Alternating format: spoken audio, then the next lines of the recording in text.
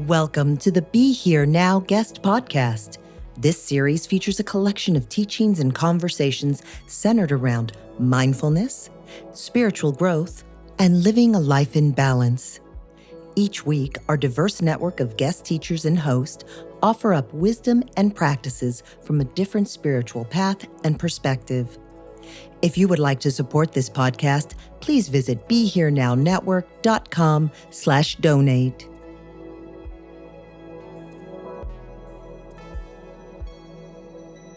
This morning, I'll give instructions on mindfulness of emotions. And can you hear me all right? Okay. So, mindfulness of emotions. When I went to Burma to practice, and that's where I was really introduced to this practice we're doing here, I was handed a cassette tape when I arrived and a cassette recorder, and was told to go to my room and listen to the 45-minute recording of all the instructions I would need for my 8 months in Burma.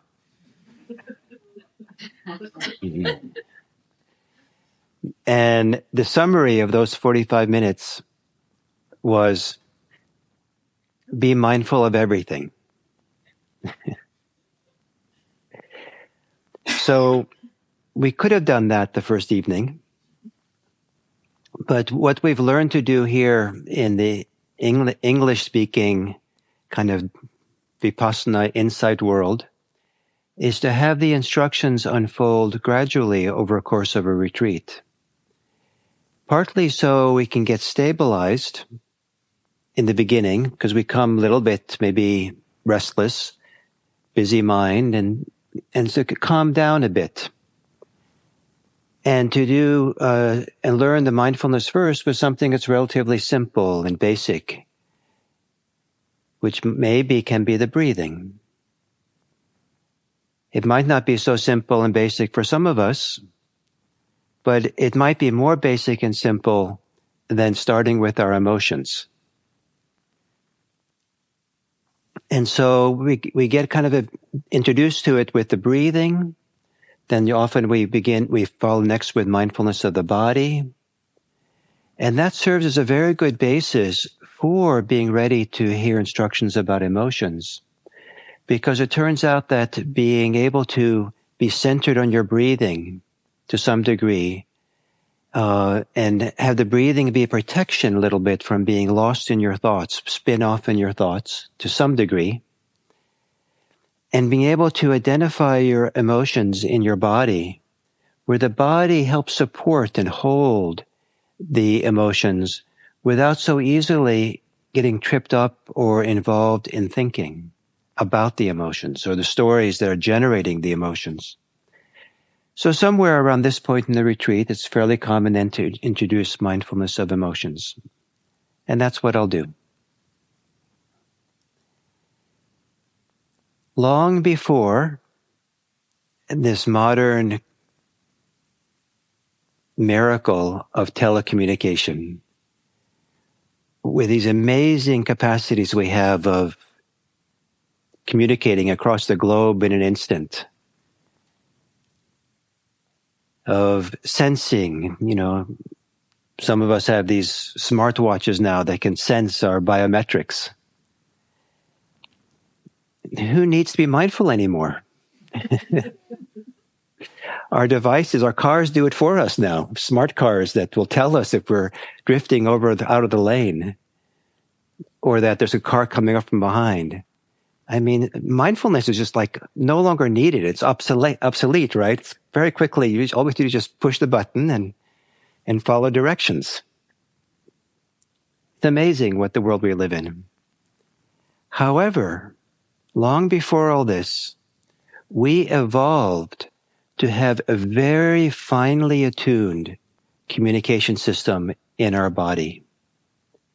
Very highly attuned antennas, sense apparatus that's here to communicate a tremendous amount of information to us about what's going on. And the amount of information that's available through us, through our sense apparatus, is much greater than most people avail themselves of. We're kind of often just kind of riding the surface of it, and to the degree to which we're now relying on technology to do it for us, we're kind of atrophying certain capacities we have. So one, for example, that is a really important, necessary part of life is to feel pain.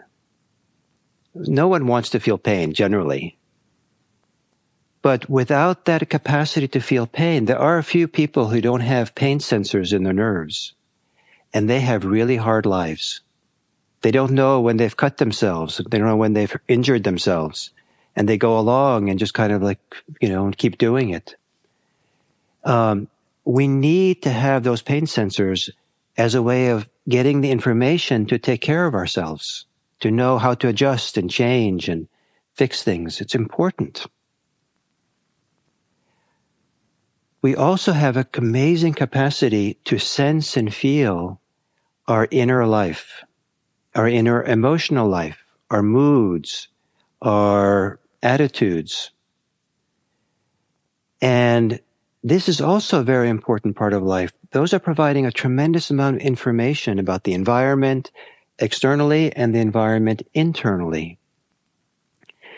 And I would rather learn to do it for myself than rely on Apple computers to have figured out the algorithm that will tell me, oh, Gil, you're being impatient. Thank you, Apple. I didn't know. We have this amazing capacity to feel and sense. And I'll say a few things about mindfulness of emotions that can maybe very quickly start feeling complicated, all the things, instructions. So be patient. But I want to start first by saying the most important aspect of this mindfulness practice, if you're going to remember anything at all, and do anything at all, is simply to know what's happening as it's happening. And as we know what's happening as it's happening, we are learning how to know. We're learning how we know. Because sometimes knowing gets driven by our desires, driven by our aversions. We're knowing in order to get what we want. We're knowing to push away what we don't like.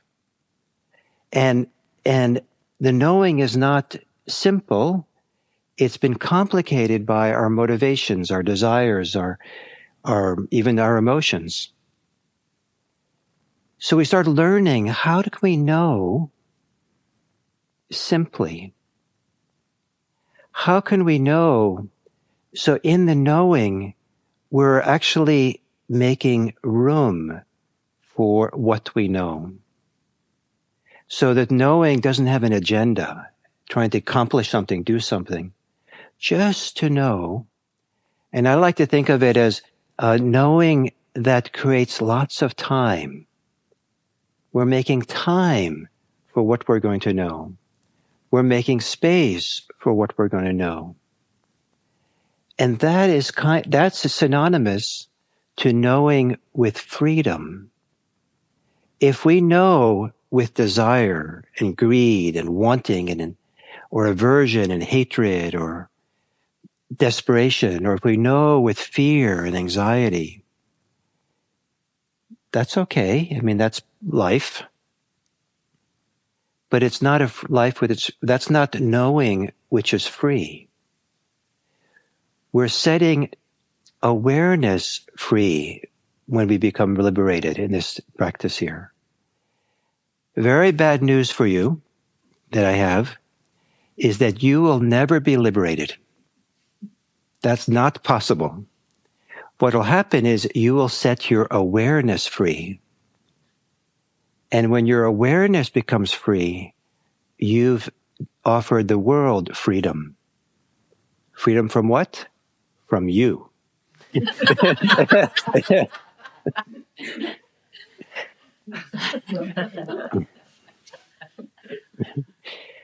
So we're exploring this thing about knowing. What is the quality, characteristics of how you know?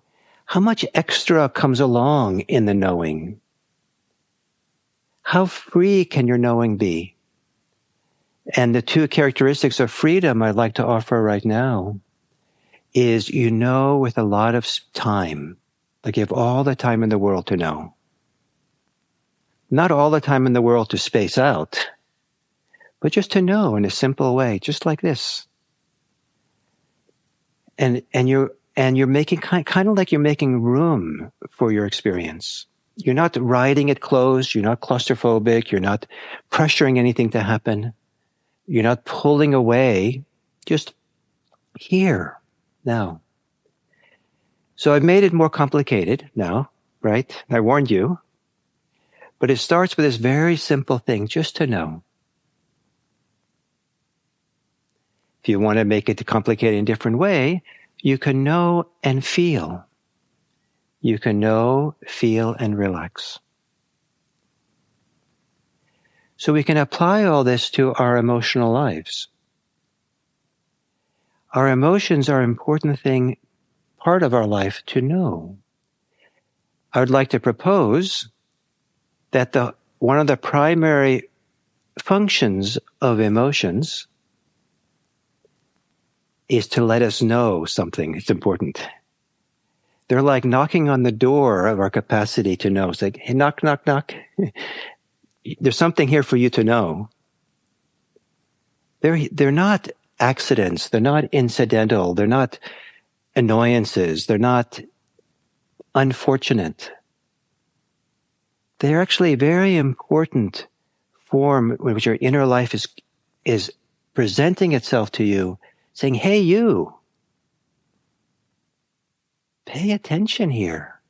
This is important. You were designed to be attuned and sense and feel and learn and recognize what's going on with this whole very refined psychosomatic system that we have that responds and reacts to the world and to our inner life and what happens, providing information. Anger is a messenger. Fear is a messenger. Greed is a messenger. Hatred is a messenger. Impatience is a messenger. All these are messages. Don't try to analyze it. Don't try to kind of get in your head to figure it all out. But do stop and know it. So when an emotion becomes compelling, emotion is knocking on the door. If it's not knocking, if it's just outside kind of minding its own business, you don't have to go looking for it. But if it's coming on the door and really knocking, and so it's hard to be with your breathing and really wants attention, you can know that. Allow yourself to know, what is this experience? And then discover for yourself how you know. Are you knowing through your thinking? For you, is knowing and thinking the same thing? Mindfulness is thoughtfulness. And that has a role, but it can easily lead to stories and analysis and judgments and opinions and history of ideas and memories. So if there are thoughts involved around knowing an emotion, ideally it's radically simple. Anger. Oh, this is anger. This is sadness. The river of sadness. This is fear. And maybe even say it that simply. This is fear. And then listen carefully. How did I say that? It sounded more like, ooh, this is fear. Ooh. Sorry about that. But the inner voice, the way we talk to ourselves, carries some of this messages. Or say that you're feeling some delight in your meditation. And you say, how am I knowing this delight? Let's listen to how I say, this is delight. Oh, this is delight. Oh.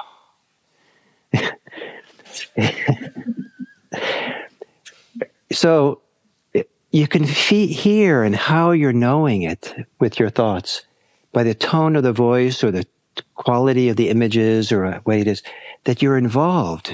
You're not just very simple. Oh, it's just fear. It's just delight. And it's a radical thing to be that simple.